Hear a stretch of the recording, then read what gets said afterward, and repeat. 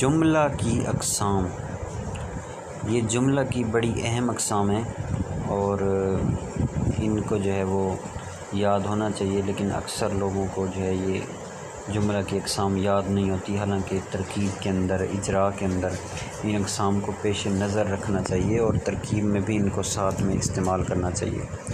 تو یہ جملہ کی اقسام ہے اعراب کے اعتبار سے۔ بھئی جملہ جو ہوتا ہے کبھی محلاً مرفوع ہوتا ہے، منصوب ہوتا ہے، مجرور ہوتا ہے، اور جملہ کبھی محلاً نہ مرفوع ہوتا ہے، نہ منصوب ہوتا ہے، نہ مجرور۔ یعنی خلاصہ کلام یہ ہے کہ کبھی جملے کا اعراب ہوتا ہے اور کبھی جملے کا اعراب نہیں ہوتا۔ تو جیسے مثال ہے کہ قال اللہ تعالیٰ انا اعطیناک الکوثر۔ اب یہاں قال اللہ تعالیٰ انا اعطیناک الکوثر، اس میں یہ جو انا اعطیناک ہے یہ جملہ قال کا مقولہ ہے، مفعول بہ ہے، محلاً منصوب ہے، یعنی قال اللہ، قال فعل ہے، اللہ اس میں فاعل ہے، انا اعطیناک الکوثر جو ہے یہ قال کا مقولہ ہے، مفعول بہ ہے، تو محلاً منصوب ہے۔ تو یہ ایک مثال ہے کہ بھئی جملہ کبھی محلاً کچھ بنتا ہے۔ تو اب یہ کیسے پتہ چلے گا کہ بھئی یہ جملہ محلاً مرفوع ہے، منصوب ہے، مجرور ہے؟ تو اس کا خلاصہ اور حاصل یہ ہے کہ اگر جملہ مرفوعات میں سے کچھ واقع ہو رہا ہے تو وہ محلاً مرفوع کہلائے گا۔ جیسے ایک جملہ خبر بن رہا ہے بالفرض، جیسے زید قام، قام فعل ہوا، ضمیر فاعل، فعل ان کے جملہ فعلیہ خبریہ۔ اب یہ پورا جملہ خبر ہے زید کی، تو اب خبر مرفوعات میں سے ہے اور یہ جملہ خبر بن رہا ہے، یعنی مرفوعات میں سے کچھ بن رہا ہے، تو لہذا ہم قام کہیں گے کہ یہ جملہ محلاً مرفوع ہے، خبر ہے۔ اگر منصوبات میں سے کچھ بن رہا ہے، جیسے مذکورہ مثال ہے انا اعطیناک الکوثر، یہ قال کا مفعول بہ ہے یعنی مقول ہے، تو محلاً منصوب کہلائے گا۔ اور اگر مجرورات میں سے کچھ بن رہا ہے شروع میں، جیسے یوم ینفع الصادقین، یہاں یوم مضاف ہے اور ینفع الصادقین جملہ جو ہے یہ مضاف الیہ ہے، تو یہ محلاً مجرور کہلائے گا۔ اب یہ بار بار محلاً کی قید کیوں لگائی ہے؟ تو اس کی وجہ یہ ہے کہ جملہ جو ہوتا ہے یہ مبنی ہوتا ہے۔ مبنی 6 قسم کے الفاظ ہوتے ہیں، امر، حاضر، معروف، اور اس کے بعد جو ہے وہ فعل ماضی، تمام حروف، جملہ، وہ فعل مضارع جو نون تاکید اور نون ضمیر جس پہ، اور اس میں غیر متمکن یعنی مشابہ مبنی الاصل۔ تو جملہ یہ بھی مبنی ہے، تو جو مبنی کو جب بھی اعراب و سبق بیان کرنا ہو تو وہاں محلاً کی قید لگاتے ہیں۔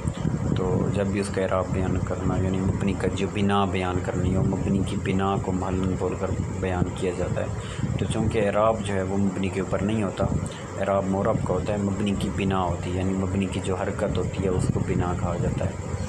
اچھا، اب اعتراض ہے کہ آپ جملے کو مرفوع، منصوب، مجرور کہہ رہے ہو، حالانکہ جو مرفوع، منصوب اور مجرور ہیں تو یہ تو معرب ہوتے ہیں، اس لیے کہ مرفوع، منصوب اس کو کہتے ہیں جس پر رفع نصب جر ہے، اور رفع نصب جر جو ہے یہ معرب کے اعراب ہوتے ہیں۔ کسی بھی مبنی کو ہم یہ نہیں کہہ سکتے کہ اس پر رفع ہے یا اس پر نصب ہے یا اس پر جر ہے۔ تو لہذا آپ یہ جملے کیوں مرفوع، منصوب، مجرور کہہ رہے ہو؟ تو اس کا جواب یہ ہے کہ ہم مجازاً ہم اس کو مرفوع، منصوب، مجرور کہہ رہے ہیں۔ تو ہم جملے کو مرفوع، منصوب، مجرور کہتے ہیں محلاً کی قید لگا کے، تو یہ مجازاً ہے، یعنی یہ جملہ فی الحال یہ جملہ مرفوع، منصوب، مجرور تو نہیں ہے، لیکن محلاً مرفوع، منصوب، مجرور ہے، یعنی اس کا جو محل ہے، اس جملے کا جو محل ہے وہ صالح للاعراب ہے۔ یعنی اگر اس جملے کو ہٹا کے کوئی معرب اسم رکھ دیا جائے تو وہ ضرور مرفوع، منصوب، مجرور کہلائے گا، لیکن چونکہ یہاں پہ اس محل پہ اب معرب اسم نہیں ہے، یہاں مبنی ہے، تو لہذا اس مبنی کو ہم کہہ دیتے ہیں محلاً مرفوع، منصوب، مجرور، یعنی یہ جو مبنی جس محل میں واقع ہے وہ محل مرفوع، منصوب اور مجرور کی صلاحیت رکھتا ہے۔ اب اپنے مقصد پہ آ جاتے ہیں کہ بھئی محلاً کچھ بننے والے جملے کون سے ہیں اور محلاً کچھ نہ بننے والے جملے کون سے ہیں۔ تو یہ 8 قسمیں ہیں ان جملوں کی کہ جو محلاً کچھ نہ کچھ بنتے ہیں۔ نمبر 1 خبر واقع ہونے والا جملہ، تو خبر چونکہ مرفوعات میں سے ہے لہذا یہ جملہ محلاً مرفوع بنے گا۔ مفعول واقع ہونے والا جملہ، یعنی جو جملہ مفعول بن رہا ہو تو وہ محلاً منصوب ہوگا۔ صفت واقع ہونے والا جملہ، تو جو موصوف کا اعراب ہوگا تو جو جملہ صفت واقع ہو رہا ہوگا وہ بھی وہی ہوگا، محلاً منصوب بھی ہو سکتا ہے، مرفوع بھی ہو سکتا ہے، مجرور بھی ہو سکتا ہے۔ حال واقع ہونے والا جملہ محلاً منصوب کہلائے گا۔ اس طرح مستثنیٰ واقع والا جملہ، مضاف الیہ واقع ہونے والا جملہ، حروف شرط یا اسماء شرط جازم کی جزا میں واقع ہونے والا جملہ جس پر فا جزائیہ ہو یا اضا ہو، یہ محلاً مجزوم بنے گا۔ محلاً کچھ بننے والے جملے کے طور مذکورہ جملوں میں سے کسی بھی جملے کا جو تابع ہوگا، یعنی کسی جملے کی جو صفت ہوگی، مذکورہ جملوں میں سے کسی جملے کی صفت، کسی کی تاکید، کسی کا عطف بیان، کسی کا معطوف، کسی کا بدل تو وہ بھی محلاً کچھ بنے گا، یعنی اس کا بھی وہی اعراب ہوگا جو پچھلے 7 قسموں میں سے کسی کا اعراب ہے۔ اور وہ جملے جو محلاً کچھ نہیں بنتے، یعنی نہ مرفوع بنتے ہیں نہ منصوب بنتے ہیں، تو اس کی یہ 9 اقسام ہیں۔ نمبر 1 جملہ ابتدائیہ، جملہ استنافیہ، جملہ مستانفہ بھی اسے کہتے ہیں، جملہ اعتراضیہ، جملہ معترضہ بھی اس کو کہتے ہیں، جملہ تفسیریہ اس کو مفسرہ بھی کہتے ہیں، جملہ جو موصول کا صلہ ہو، جملہ جو جوابی قسم بن رہا ہو، حروف شرط یا اسماء شرط جازم کی جزا میں واقع جملہ جس پر فا جزائیہ اور اذا نہ ہو، حروف شرط یا اسماء شرط غیر جازم کی جزا میں واقع جملہ، یہ محلاً کچھ نہیں بنتے۔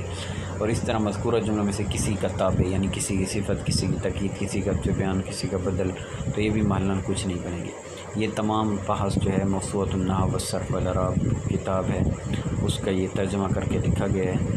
تو ان میں سے ہر ایک کی وضاحت اور مثالوں کا سلسلہ انشاءاللہ آئندہ ویڈیو میں آئے گا۔ چینل کو لازمی سبسکرائب کریں، ویڈیو کو لائک اور شیئر کریں۔ جزاک اللہ خیر۔